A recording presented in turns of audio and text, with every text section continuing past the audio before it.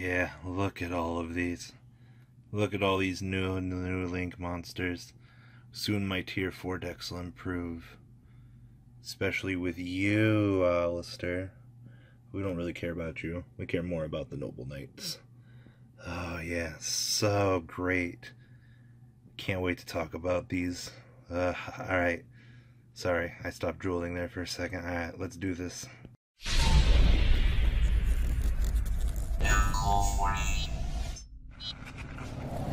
We just got so many pieces of candy. Oh, this is Christmas all over again. So, we have literally almost all of the missing Link monsters. I believe the Elsworm one is still missing. At the time of me making this video, it'll probably be up later today, but I wanted to talk about the candy treats that we got. The Madolche, the Zefra, the really awesome Noble Knight, and some other disappointments that have kind of rolled out. So, the first one I'm going to talk about here. Come on. Also, don't forget to like this video. Come on. Show this weird shade of blue Robbie some love. Sometimes I always wonder what kind of blue shirt we're going to wear. Alright, so the Madolche one is 1500. I'm not too enticed about this thing because this thing actually kind of just sucks. But someone in the comment section will be like, but Rob, you're not being optimistic. Well, optimistic Robbie's dead in a ditch out back. Alright, he got hit by a car earlier today. The only thing he's excited for is that Noble Knight one.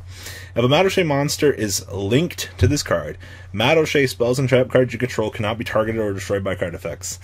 It's a damn shame that they didn't say when this card is in your link zone or your extra deck or your EDM or whatever, that your spells and traps can't be destroyed.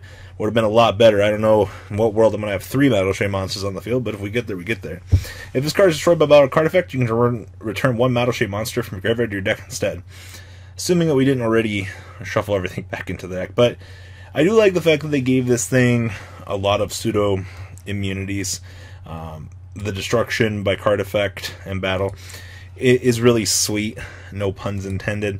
And I want to be optimistic for this, for what it is. But how much does this actually do for the deck? I'm not entirely sure. This isn't Gem Knight level broken. But this adds a little bit of flavor to the deck. So we'll have to see where this particular one goes. This is the one I'm the least excited for, because compared to the others we got today, this is honestly pretty lackluster. It's really sad to say that, though, but we'll have to see where this goes. So there's that. Alright. Now, you actually have a picture of what she looks like. She looks really good, though, not gonna lie, for what they were attempting to go for with her. And actually got a lot of good elegance down around the border. Alright. The Ritual Beast Link. Now, a lot of people have been waiting for this one. This was the one that's gonna revive Ritual Beast. You know, they were a really good deck. Well, some of the conditions are good, at least. So, Ritual Beast Ulti Kemfalco. It is 2 Ritual Beast monsters, so once again it is generic, which is good. The first effect of this card, Ritual Beast monsters this card is linked with, gain 600 attack and defense. That's actually pretty good. Good floating effects are pretty good.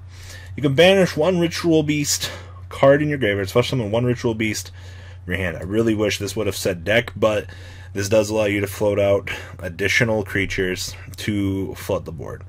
During either player's turn quick effect, you can return this card you control the extra deck and then target 2 of your banished Ritual Beast monsters, 1 Tamer and 1 Spiritual Beast. Push some of them in defense mode.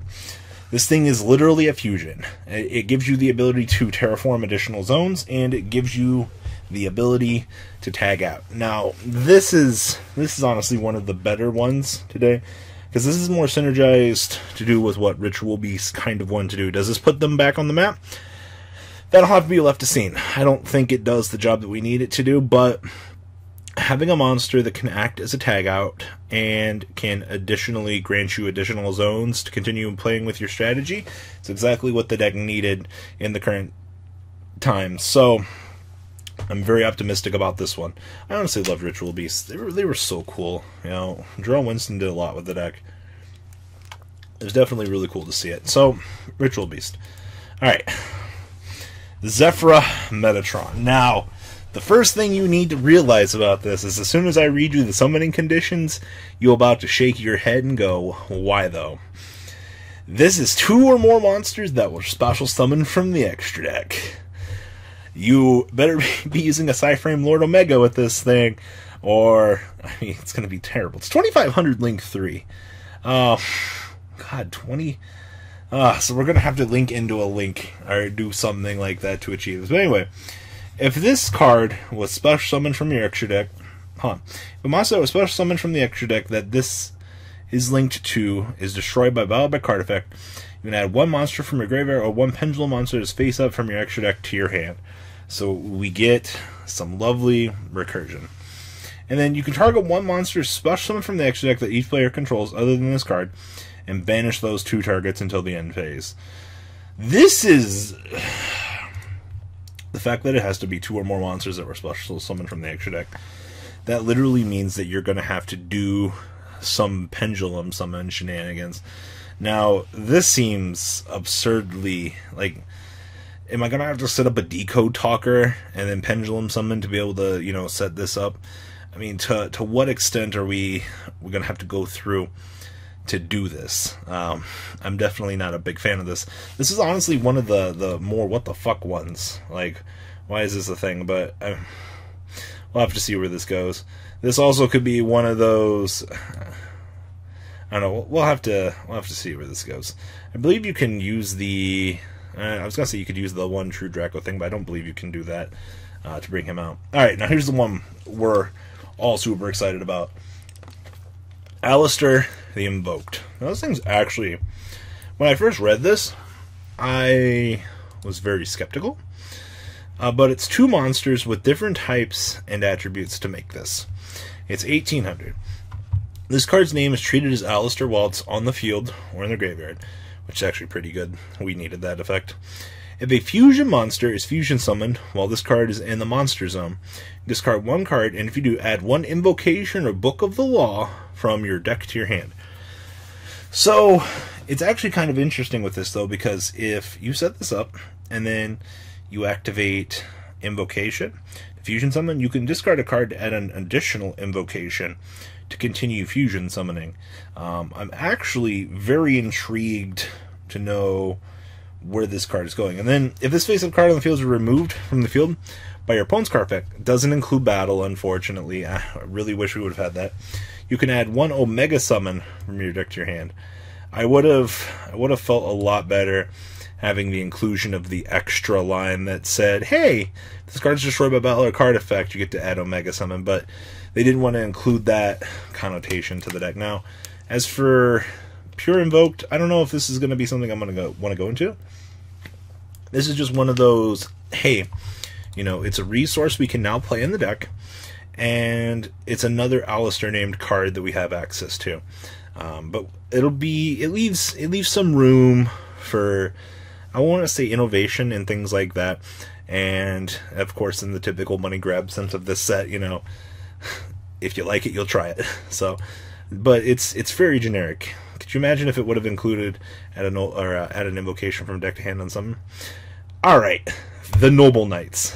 Are you guys getting a double Helix feel from this? Because I can tell you, I sure am.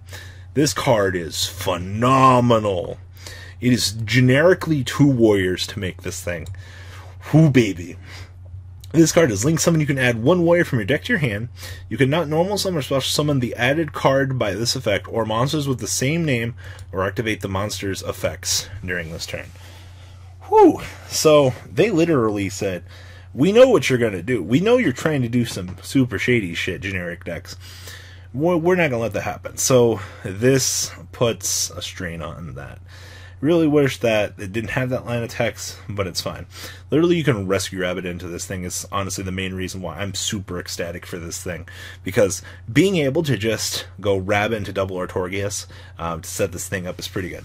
And now the next effect is actually, it's what we needed. You can send any number of equipped spell cards with different names from your deck to the graveyard. Special summon a warrior from your deck whose level equal to the total number of cards that were sent to the graveyard this way. Fucking hallelujah. They fucking finally fixed the deck's problems. We can now deck thin the shitty equips out of our deck. Whoever's up there listening to while to whispering in Konami's ear, thank you. You finally did it. You fixed the biggest issue. And this isn't even, this thing is generically easy to summon. I'm super ecstatic for this. Granted, when we lost Kaiser Coliseum, a little bit of this deck died with it, but this deck always will have a special place in my heart because the art is so good. The deck is so awesome. I'm definitely looking forward to this. A little bit more than I should be, but it's very good. Warrior decks, you got a lot out of this. It's a lot more than I think we should have been given, but it really helps. So outside of that, we got the man, it looks so weird. I'm not exactly sure how I'm gonna feel about the Inzektor one. We still don't have the Elswarm one, not anywhere to be seen, but I'm sure it'll turn up sometime. But what do you guys think? Super excited for the Noble Knights. So excited. Tell me what you guys think about all these new cards down below. And guys, I'll keep you updated if we get some more new stuff. I got Marco Watch Film today, so we'll see where the changes on this set go later in the week. Alright guys, deuces. The ride never ends, guys. Make sure you enable those notifications to get the latest videos that are being posted on this channel. Make sure you guys check out VanCole40 for my Cardfight Vanguard channel. And join me and House of Champions on the Zodiac Duelist TV Twitch stream. We'll be interacting with our audiences. And please check out No Limit Gaming and LGTCG.com for the cheapest trading cards on the market. Thanks for watching, guys, and please have a good day.